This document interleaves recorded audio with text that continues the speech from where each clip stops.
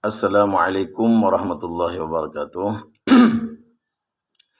Alhamdulillahirabbil alamin wassalatu wassalamu ala asrafil anbiya'i wal mursalin sayyidina wa habibina wa qurrati ayunina wa maulana Muhammadin wa ala alihi washabihi ajmain. Amma ba'du. Alhamdulillah, pada siang hari yang berbahagia ini kita dapat kembali bertemu dalam kajian Kitab Riyadhus Shalihin, one day one hadis, satu hari satu hadis.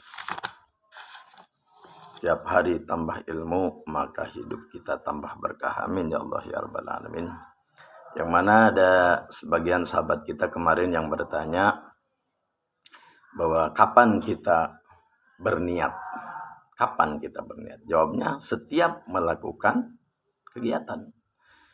Kegiatan apapun, awali dengan niat. Seperti kita makan, kita niat dulu. Nawaitu taqawi li ta'atin muqawi. Saya niat dengan makan itu supaya kuat ibadah. Maka makannya aja jadi ibadah. Kita tidur misalnya, ya Allah saya niat tidur di awal supaya bisa tahajud. Saya niat tidur siang supaya bisa tahajud. Atau saya niat tidur supaya bisa istirahat, bisa kembali semangat melakukan ibadah. Maka tidurnya itu jadi ibadah. Jadi ketika melakukan segala sesuatu, diisi dengan niat yang bagus. Kita berangkat ke kantor atau kita berangkat ke toko, kita niat dulu, ya Allah saya berniat untuk mencari rezeki yang halal. Berilah saya keluasan rezeki agar bisa membahagiakan anak istri, membahagiakan keluarga orang tua, membahagiakan tetangga, menyantuni fakir miskin, menyantuni anak yatim, supaya bisa bikin masjid, bikin pesantren, membantu perjuangan ulama. Maka dengan niat tersebut, maka usaha kita itu ganjarannya luar biasa, sangat besar sekali. Kita berangkat ke toko, kita ke kantor, kita kerja itu dalam pandangan Allah udah ganjarannya sangat besar sekali. Dan insya Allah Allah akan mewujudkan cita-cita kita kalau kita niatnya bagus. Kata Allah Haddad, man aslaha niyatahu balagha umniyatahu. Barang siapa yang memperbaiki niatnya, membaguskan niatnya, maka dia akan mendapatkan, akan bisa mewujudkan cita-citanya. Nah, insya Allah semoga teman-teman kita, sahabat-sahabat kita yang ketika berangkat ke kantor, kerja, berangkat ke toko, niat tersebut insya Allah diwujudkan oleh Allah, luas rezekinya. Amin ya Allah ya Rabbal Alamin. Kita lanjutkan lagi kepada kajian hadis bab niat bagian ketiga ini. Faman kanat hijratu ila Allah wa rasulih fa hijratu ila Allah wa rasulih wa man kanat hijratu lidunya yusibuha aw imratin yankihuha fa hijratuhu ila ma hajar ilaih. Barang siapa yang hijrahnya pada waktu itu, Nabi Muhammad SAW pernah mengadakan hijrah dari Makkah ke Madinah. Barang siapa yang hijrahnya karena Allah dan karena Rasulullah, maka dia telah hijrah karena Allah. Dia akan mendapatkan pahala dari Allah, ridho dari Allah, mahabbat dari Rasulullah SAW. Wa man kanat hijratu lidunya yusibuha aw imra'atin yankihuha fa hijratu ila ma hajar ilaih. Barang siapa yang pada waktu itu hijrah bukan karena Allah, bukan karena Rasulullah, tapi karena dunia, karena perempuan, maka dia akan mendapati apa yang ia hijrahkan. Kebetulan pada waktu itu ada salah satu sahabat yang hijrah ke Madinah itu karena perempuan, Ummu Qais.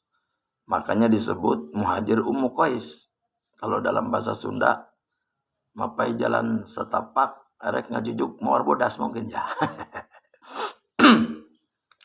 Jadi Kanjeng Nabi Muhammad SAW di sini menekankan bahwa kita itu harus melakukan kebaikan dan dengan niat yang baik. Sebagaimana orang juga melakukan kejelekan dengan niat yang jelek. Namun terkadang ada yang terbalik juga.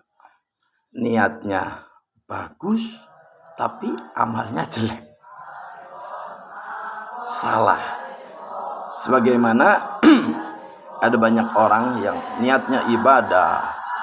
Ya, niatnya bagus ibadah. Masjid, niat tobat. Tapi tata cara ibadahnya salah. Wudunya masih salah. Baca Fatihahnya masih salah. Sholatnya nggak sah. Sujud saja nggak bisa. Tata cara rukunya nggak bisa. Nah ini niatnya bagus ke masjid. Niatnya ibadah. Tapi tata caranya salah. Makanya kalau orang tobat datang ke masjid itu salah. Benar apa salah? Orang tobat itu datangnya jangan ke masjid. Datangnya ke pengajian. Datangnya ke majelis taklim. Datangnya ke kiai baru ke masjid. Jangan langsung datang ke masjid. Akhirnya salah, ibadahnya salah, niatnya bagus. Niatnya bagus tapi malah dia tidak mendapatkan ganjaran dari Allah Subhanahu wa taala. Makanya kata Imam Ibn Ruslan dalam kitab Zubad, wa kullu man bighairi ilmin ya'malu a'maluhu mardudatun la tuqbalu. Setiap orang yang beribadah tidak dengan ilmu, maka amal ibadahnya tidak diterima oleh Allah Subhanahu wa taala. Makanya ayo, alhamdulillah kita bersyukur di Indonesia ini banyak ulama, para kiai, bahkan pengajian sudah banyak di mana bahkan ada yang online termasuk ini.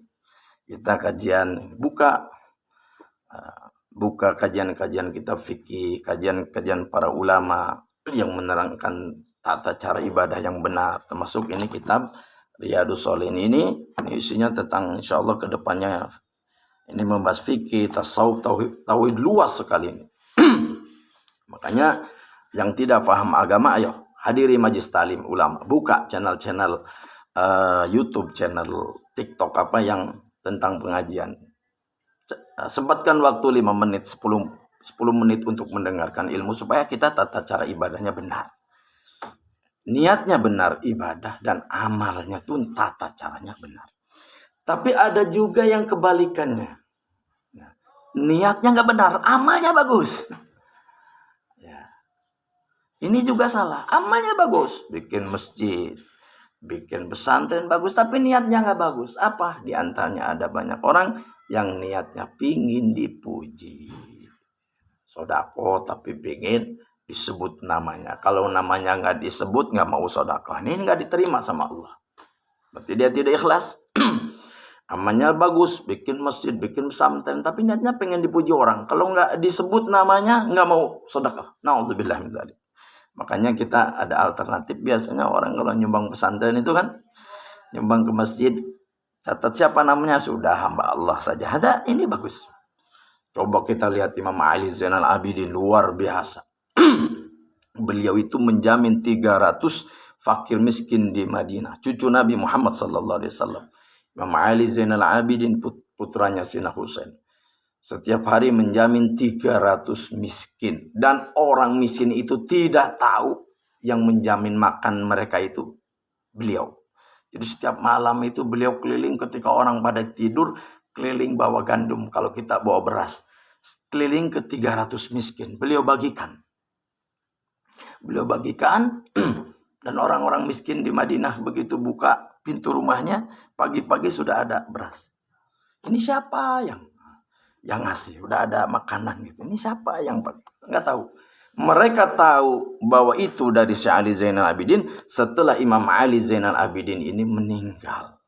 Setiap beliau meninggal, ternyata orang fakir miskin setiap hari tidak lagi mendapati makanan di depan rumah mereka. Dan di situ mulai rame bahwa ternyata yang menjamin mereka 300 fakir miskin di Madinah pada waktu itu Imam Ali Zainal Abidin. Ada sebagian yang mungkin pernah melihat beliau membawa makanan dan itu mereka mengetahui setelah baru beliau meninggal. Coba itu lihat apa yang dicontohkan oleh keluarga Nabi Muhammad sallallahu alaihi wasallam. Mereka beribadah dengan ikhlas, bahkan tidak mau diketahui oleh orang. Demikian pun kita ketika melakukan ibadah, ibadahnya bagus tapi niatnya juga harus bagus. Jangan jelek, jangan ria, jangan pingin dipuji orang.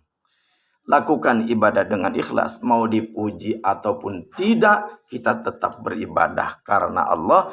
Karena cukup bagi kita Allah yang melihat kita, cukup bagi kita Allah yang memberikan ganjaran dan Allah yang memberikan balasan. Barakallahu fina wa fikum. Mudah-mudahan ilmu yang sedikit ini bermanfaat sehingga setiap hari kita selalu tambah ilmu dan hidup kita tambah berkah. Amin ya Allah rabbal alamin. Assalamualaikum warahmatullahi wabarakatuh.